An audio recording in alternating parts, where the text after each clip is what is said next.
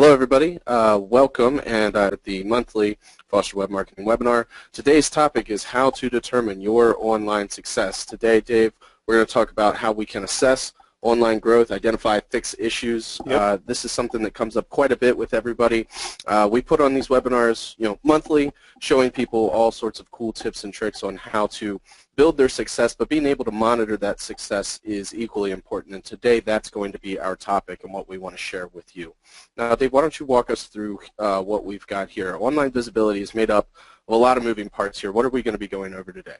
Well, we're going to be going over several things that all kind of feed into your overall marketing strategy. The first one being local visibility, the next backlink profile, on-site content, online reputation, paid marketing, client and patient experience, and competition, and how they all feed into your overall marketing goals. That's right, and thank you.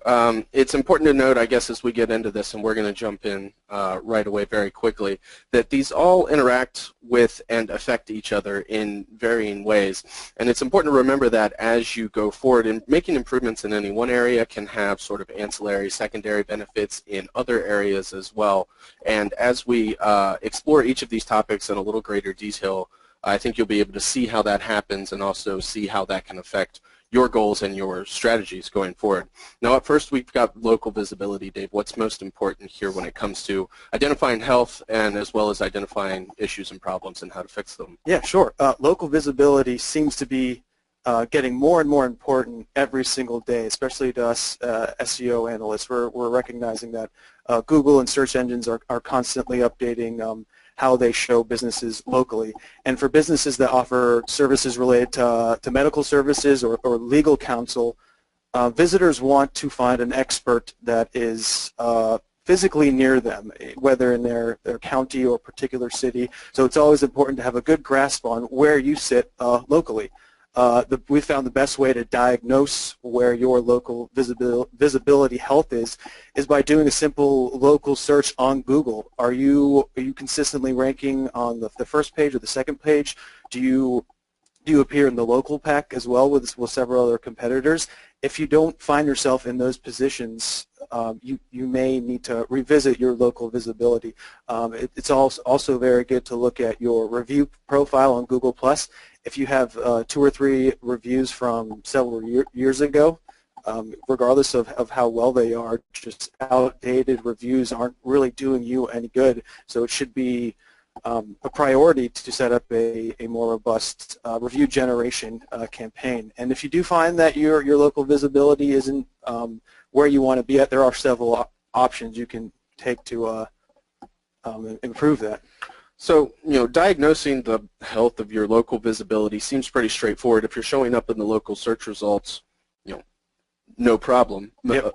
For the most part. But what are some of the common issues that people run into when it comes to local visibility? Obviously, I imagine not ranking is probably the biggest problem people would want to solve. But what can you do to go about fixing that? One of the first things we tell clients is to take a look at their local citations. You guys should have accurate records of where your business is listed across the internet, and if you don't have those documents in place, then there are ways to sort of retrieve that data. But the first place you want to start is looking at your information across each of those local citations, and if they're inconsistent, you want to reach out to those websites or physically log in and improve those. Google is very quick to recognize if your business information is or varies website to website, and they will penalize you for that if they see that it's inconsistent. Another great way to improve your local visibility is to get more and better reviews on Google+. Google+ is a free listing for businesses, and it's a way for people in your area to sort of give you a virtual thumbs up and let Google know that, hey, these guys are good, I recommend them, and Google is more likely to show your site for a particular service that you offer compared to someone else who doesn't have quite as many reviews or good reviews. And it's also good to point out that you shouldn't focus solely on Google+. It's always good to vary where you get your reviews from, whether it's Facebook or Yelp or any other industry relevant sites. And that's a great example already of how these different facets of your online presence can overlap with each other to a certain degree. Improving your local visibility can have sort of tangential, like I mentioned, benefits on the organic side of things, but that really shouldn't be, the sole reason why you're doing this sort of work. But they do sort of touch each other in a lot of different ways. Now, one area that we get asked about very frequently and can be sort of a tricky area to navigate effectively is your site's backlink profile. Now here, when we're speaking about backlinks, we're meaning links from external third-party websites that are pointing to your website, whether it be to your homepage, to deeper internal pages of your site, whatever the case may be. If someone else is linking to you, that's what we mean by a backlink. And your backlink profile is a sort of top-level assessment of the quality and authority of that collective of sites that are linking to you. If you have good, authoritative, high-quality, highly trafficked sites pointing back to you, that serves as a pretty good vote of confidence in Google's eyes to the relevance and authority of the information being presented on your site. If, on the other hand, you have less than scrupulous sites pointing to you from varying sources, that can be seen as a negative. There is a sort of guilt by association factor that plays into rankings and Google rankings specifically when it comes to your backlink profile. But so I mentioned the sort of positive and negatives of backlinks and where they come from, but it can be difficult sometimes to identify exactly which are good and which are bad. If this is something that you want to be digging into yourself, I would recommend you do, first of all, a lot of research up front. Google has published a lot of information on their webmaster blog that you can look up and learn more about what they qualify as a good or bad backlink practice, or what you can look for when identifying a good or bad domain that is linking to you. And then to dig into your own site in particular, I would recommend you use a couple different tools. Almost everybody should have access to Google Search Console, is formerly known as Google Webmaster Tools, so if that name rings a bell, you can log in the same place and it'll give you a pretty comprehensive list of all the different domains that are pointing back to you. We also here at Foster like to use an additional tool called Majestic. It is a paid tool. However, if this is something that you're really serious about making, big strides of improvement in, the relatively minor investment can go a long way in towards of getting you a better, more complete picture of your overall backlink profile. Now, once you can see who's linking to you, the question then becomes, well, which of these are good and which of these are bad? Being able to pinpoint the overall quality of any particular existing link coming into you is what you're going to be looking for, as well as the growth of number of links, the total volume of backlinks coming into your site over time. And by growth and by volume here, we mean both the raw number of links, but also links coming from a total number of domains. Getting 15,000 links from 3 domains isn't necessarily good. There is a balancing act in terms of the number of links per domain ratio that you want to be striving for. In general, naturally occurring backlink profiles, which is what Google is after ultimately, tend to have a closer to 1-to-1 ratio in terms of links per domain. If you naturally acquire a backlink from somebody else's blog because they saw what you wrote and liked what you wrote and wanted to share it with people, they're going to link to you once. They're not going to link to you 50 times. They're not going to link to you 100 times.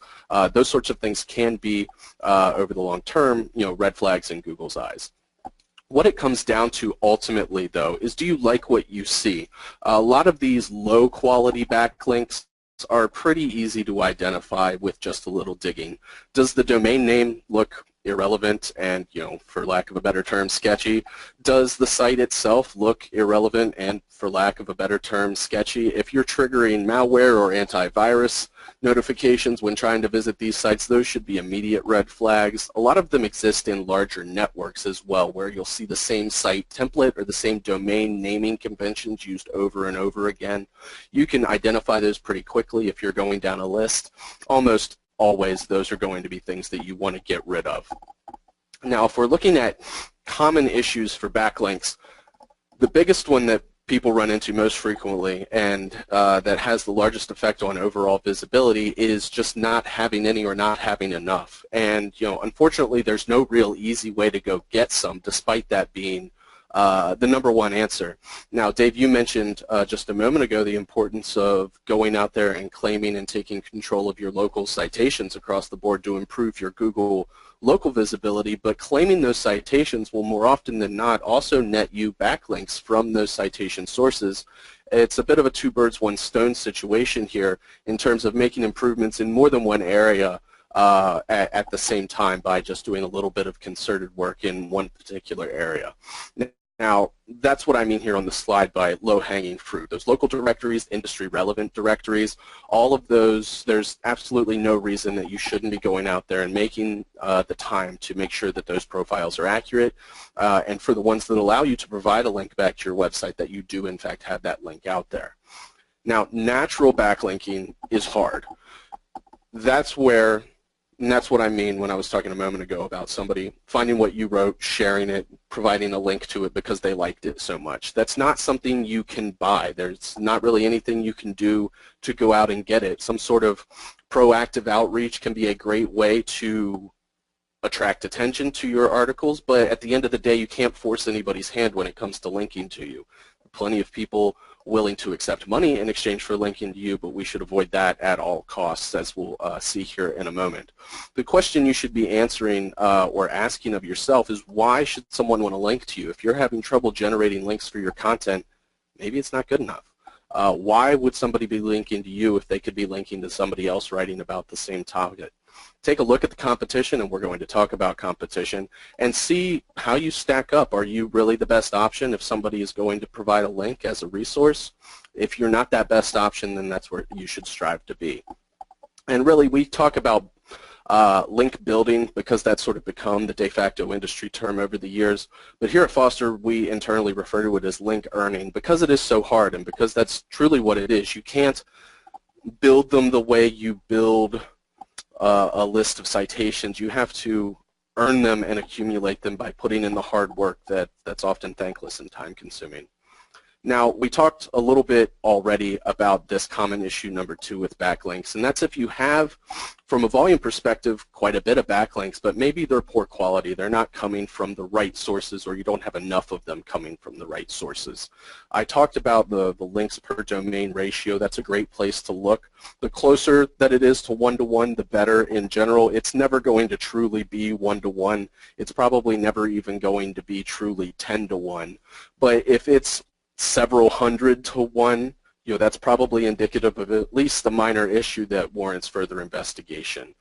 Any of these very obvious link farms that I talked about earlier are immediate red flags as well. Any of these repetitive sites over and over again utilizing the same templates, the same structure, the same language. You see broken English, poorly written, poorly constructed sentence structure. I see some of these things that are literally incomprehensible. They look like it's been spit out of some sort of rudimentary AI trying to generate human language. And if it looks like BS, it is. Why would you want to link from there? And Google treats them the same way as you do. They want to improve user experience, and these effectively fake websites are not helping anybody. Now, something that's a little more subtle but equally disadvantageous to your backlink health over time are these link wheels, where it's not a true sort of 1-to-1, I link to you, you link to me exchange, but a sort of you link to me, I'll link to this other guy, he'll link to someone else, and that guy will link back to you, and we'll all benefit. These things are popular within sort of industry groups. They're not necessarily a good idea. They can be a little more, like I said, subtle in terms of execution and in terms of Google finding them, but they are a violation of best practice and go against the naturally occurring link profile that Google wants to see. If you're striving to create the healthiest possible backlink profile, doing it completely naturally is going to be the way to do it. Now, ultimately, the fix here is to do what's called disavow yourself from these poor quality backlinks. You're able to submit a file to Google, disassociating yourself from any of these links that you want to be disassociated from. Google Penguin's algorithm was recently updated to update itself in real time. Penguin is what grades and ranks sites based on the quality of their backlink profile, and it used to be that if you submitted one of these disavow files, it would take months up to a year or longer for them to sort of come back through and re-rank you against the new status quo based on what you provided in that file. These real-time updates to Penguin now make it much quicker to solve problems and to fix issues with your existing backlink profile. It has never been easier from that perspective, but that said, you can very easily disrupt your entire site's visibility if you get in here and start disavowing sites that you shouldn't be. So I would recommend that everybody either do extensive research first or leave it to somebody, one of the professionals. Yeah, submitting a disavow file is a very powerful tool, and it can be very effective for gaining more traffic. But if you disavow a link that you shouldn't have, it could have a bad effect on your visibility across the web, right? Absolutely. And now ultimately, though, I guess this all comes down to content, right? You're not going to be generating links without content. So what can you do to identify the health or potential problems of content on your site, Dave? Yeah, like we always say, content is king, and having high quality, high converting content on your site is likely to improve your online success. The best way we find to identify the health of your content is to look at your organic rankings. And when I say organic, I mean the likelihood that a search engine is going to show your piece of content over a competitor's piece of content about the same keyword or phrase. So the best way to do that is to just do a Google search for a particular service that you offer on Google and see how well you rank and how well other people rank around you. Depending on what a Google or a search engine will show, it's always good to click through to that site and see what sort of engagement metrics there are. If you're wondering what sort of engagement your content has on your site, it's always good to look into Google Analytics and take a look at time on site, pages per visit, bounce rate. These are great indications of how well visitors are interacting with your content. If you find that visitors are spending a low amount of time on your site, anywhere between 20 seconds to 30 seconds, that's not a very good indication that they're reading through and getting much out of it. If people are quickly bouncing, if you notice that you have a relatively higher bounce rate, it might mean that people just aren't finding what they want on your site. Yeah, that's very true. And then what about conversion rate? How much of a factor is that when it comes to identifying content quality? Well, looking at bounce rate is a good indication of a high conversion rate. If often people will consider bounce rate as a conversion, or if they click through, that could be a conversion as well. But a high conversion rate is a great indication that people are getting to your site and finding what they need and clicking through more to find other things as well. Now, it's important to point out here, too, that you should really be comparing yourself to yourself over time, primarily. Comparing yourself to other people is not necessarily an apples-to-apples comparison a lot of times. You may have very high hopes for yourself when it comes to who you're stacking yourself up against from a competitor perspective, but that doesn't necessarily mean that you're on even footing when it comes to some of these individual ranking factors or these individual deterministic qualities of health. So strive for improvement over time and don't necessarily get caught up exclusively on comparing yourselves to others. Now, what can people do if they have issues with their content, Dave? What are some improvements they can make? I think the first thing to do if you have a lot of old content on your site is to optimize it. If you have a piece on airbag burns and airbag injuries, you want to optimize that piece so that each element of that page is optimized for that particular topic, whether it be the title or the headline or the URL and the content itself. You want to optimize that so that search engines know exactly what the piece is about. For poor engagement, you want to deliver on what you promise. If you state in your meta description that you can get a free consultation by calling your office's number, you want to make it very clear and very accessible in your content that a free consultation is possible, and here's where you go to get it. If there's a low conversion rate, you want to definitely focus on creating a stronger call to action, or CTA as we'll use it from now on. A strong CTA entices the visitor to take action, whether it be sign up for a newsletter or download a book, something that it's very clear to the reader upon entering the page of what to do next. Now, I think this last point here is probably the most important one. Having a premeditated plan is going to be instrumental in improving your the health of your content and the health of your site's visibility over time. Don't be sitting down to write a blog without any idea what you're going to write about, but you're doing it only because you know you should be writing a blog. Spend that time in first game planning for the next month, for the next 6 months, if that's what strikes your fancy. But having a plan from where you are now, where you want to be, and how you're going to get there is going to be the best way to make improvements with the health of your site's content. Winging content like you can read on the screen is a great way to spend a lot of time accomplishing not a whole lot. Now, this has all sort of been circling around perhaps the nexus of really what's most important when it comes to just your online visibility in general, and that's your reputation.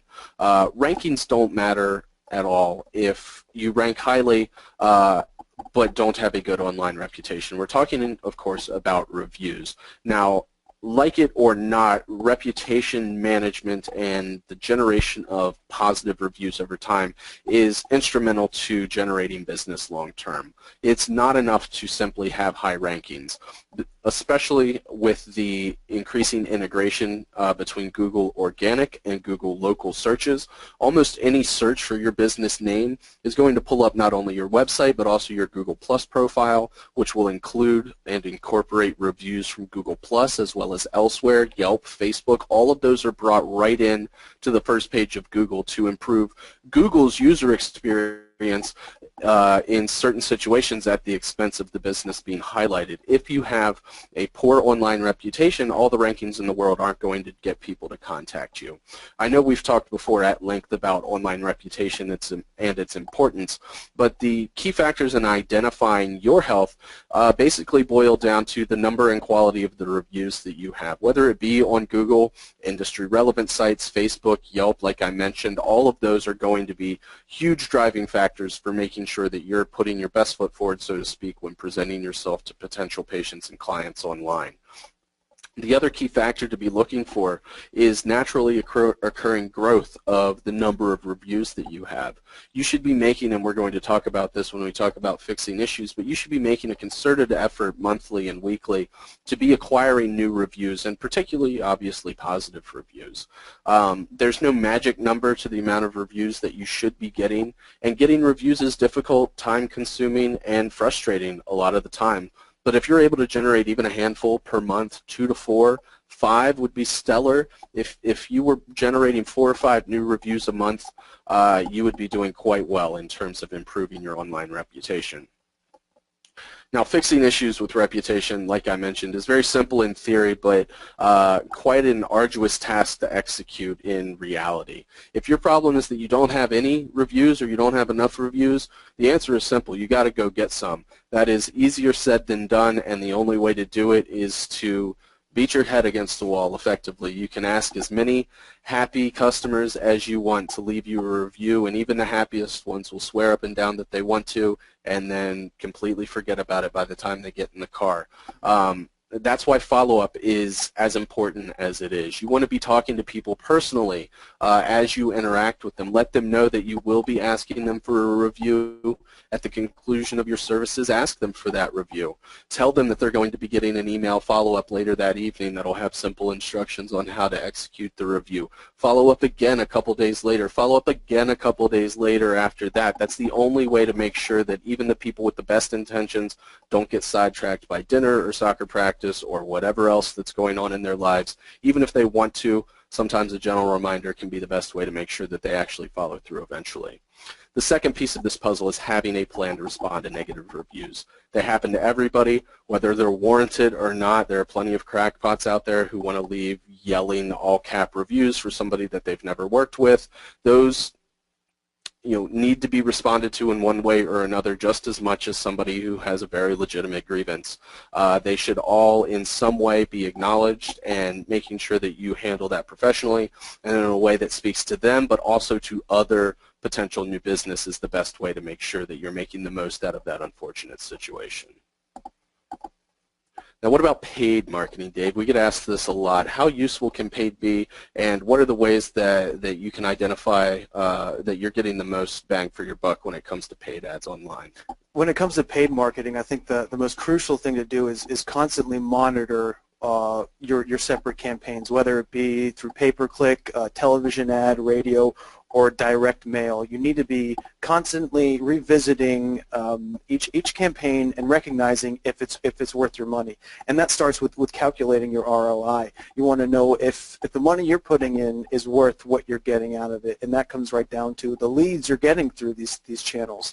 Are you getting more leads to your website, or are they eventually signing on to be clients or new customers? It's great if you get a ton of clicks and signups and contact form signups through your PPC campaign. But if none of these turn into clients that will eventually be paying you, maybe you're targeting the wrong people. Maybe you need to revisit why you're getting these low quality leads. And this, I think, the best way to combat this is through regular audits of each of these campaigns. And that's very well said. It's very easy to spend money on paid advertising online. It is not quite as easy to make that money back. And the only way that you can make sure that you are getting that return is to know how much you're spending and know how much you're getting out of it. And the only way to do that is to be keeping very close tabs on it. Mm-hmm. And an audit can quickly tell you if you're targeting the wrong demographic, if you're bidding too high or too low, missing out on certain opportunities. I'm kind of focusing on PPC here right now, but like with any campaigns, and I think with PPC in particular, is to constantly be testing. Don't just set it and forget it and just be happy with the results. Constantly be testing out landing pages, ad text, or images. If you have a third-party person handling your PPC, be proactive with that person. Ask them questions. Encourage them to run tests. If you've been doing the same sort of search ads for the last year, maybe it's time to take a closer look and see what you could be doing better. When it comes to SEO and paid marketing, things are changing all the time, so it's in your best benefit to take a closer look every now and then. One thing I want to mention here as we're talking about paid marketing is the importance of being proactive with whoever it is that's running your pay-per-click campaign. This proactivity has come up in several of these facets that we've been talking about, and I think this is a point that really cannot be overemphasized. The people that you work with are only going to care about your success as much as you care about your success. The more of a proactive approach you can take to any one of these different elements and to the group as a whole, the better of a job you're going to have on your own at understanding how it all works together, the better of a job you're going to be able to do to build success, and the better of a job you're going to be able to do to inspire the others that you're working with to get on board with that plan for success as well. If you seem indifferent or detached, dissension and apathy can breed very quickly, and that is absolutely not the recipe for success that we're trying to foster here.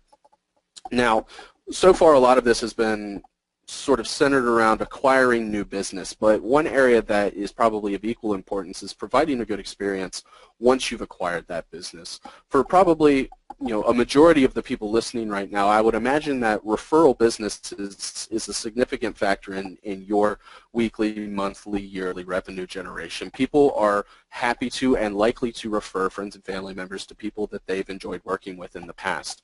You can get all the people to your website that you want. You can sign up all the new clients that you want, but you're really missing an opportunity if you're not serving them in a way that increases the likelihood of them referring other people to you in the future. And it all comes down to basically the entire client or patient experience from beginning to end. From the first time they experience your brand through either a search or whatever other avenue, to the final interaction that you have with them, whether that be in person, whether you stay in touch via newsletter, whatever the case may be, you need to make sure that you are delivering a 100% excellent customer service experience, full spectrum across the board from beginning to end.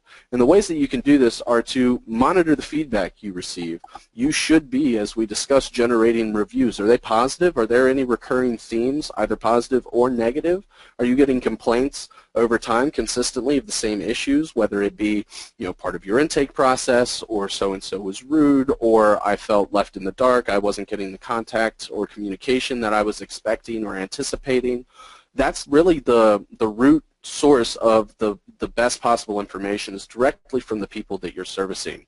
The other way to do it, sort of the opposite approach, is to really take a step back and audit and monitor your internal processes. Do a sort of secret shopper thing with your own intake process. How is the customer being treated from beginning to end? Now, there's a lot of room in between having a totally unacceptable customer service experience and having something that is a less than 100% stellar customer experience. And unfortunately, less than 100% is often not good enough for a lot of people. You need to be striving to be as excellent as possible, and everyone in your organization needs to be internally motivated to be as excellent as possible to all customers and even potential customers now and going forward. Some of the most common issues that we see in the sort of business side of things, providing a stellar customer service experience, is that you just don't know what the best practices should be in the first place. You're providing a poor experience only because you don't necessarily know better, or don't necessarily know that there are better ways to perhaps handle these situations. Streamlining processes and making sure that communication is efficient is key. A lack of meaningful follow-up can be a great missed opportunity as well. And one area where people often overlook potential gains is in the proper handling of those you can't help. We work with one attorney in particular who's generated more than one 5-star review for themselves on Google Plus from people who never worked with him, but were so impressed with his staff's willingness and ability to go out of their way, even for the person that they're not able to help directly. That sort of personal commitment to helping another human individual really resonates with people and is something that's invaluable when it comes to a sort of emotional currency. Best way to fix client and patient experience issues is, number one, don't be a jerk. This goes for everybody in your office. This is something that you can learn very quickly if you begin sort of acting as a fly on the wall as some of your other internal processes are audited, making sure that from beginning to end the process is clear and also open to communication. People are going to have questions. You need to be available for that, and they need to recognize that you're available to that. Is going to be the best way to make improvements in this area. And finally, take pride in your follow-ups. Don't be doing follow-up contacts with people, whether it's to learn more, get feedback about your experience working with you, whether it's to request a review, whether it's whatever other reason you may be following up with somebody, but it should not be a sort of rote activity. You should have a reason to be following up with somebody, and you should be happy for the opportunity to be staying in touch with these people over time. Really think about why it is you're continuing to stay in touch with them and how you can leverage that to your advantage long term. Overall, it really comes down to providing stellar service beginning to end, and it takes, like the rest of this, time and energy. You have to care about this if you want it to be successful. Now, Dave, that's all well and good when it comes to improving yourself, but how can you identify how you're stacking up against your competitors, whether it be online or elsewhere? What should you be looking for when stacking yourself up against the local competition? Yep, it's always good to have a pulse on the competition in your area, and there's a lot of good ways to identify how your competition is doing compared to you. I'd say the first thing you do is identify people in your local area who are offering the same services, and do a Google search and see who's outranking you, who's ranking number one for the service that you want to be ranking well for. Go to their sites and poke around and see what they're doing, and see what they're doing well and what they're doing wrong, and if there's any gaps within their content or their whole sales process. A lot of times, if they're not doing something, that could be a good opportunity for you to put a certain a thing on your site that sort of attracts more visitors and sets you apart from them. That's excellent. That's very good. Evaluating the competition is important, but understanding what they're doing and how you can take advantage of it is really what we're most interested in here. How do you evaluate competition when looking at websites, and what do you look for when identifying areas of opportunity for improving your own interests? I like to look at the amount of content on a competitor's site. If one competitor has extensive articles and blogs and case results on a particular practice area, it could be a good sign that maybe we need to beef up our presence and fill those gaps that our competitors are filling with their content. Another thing is it's sometimes easy to recognize if they're doing pay-per-click A lot of people just can't manage a pay-per-click campaign, so it's not the worst thing if you just can't compete on that level. There's still plenty of opportunities to stand out from them. One thing I like to look for on a competitor's site is if they offer a book or download or white paper.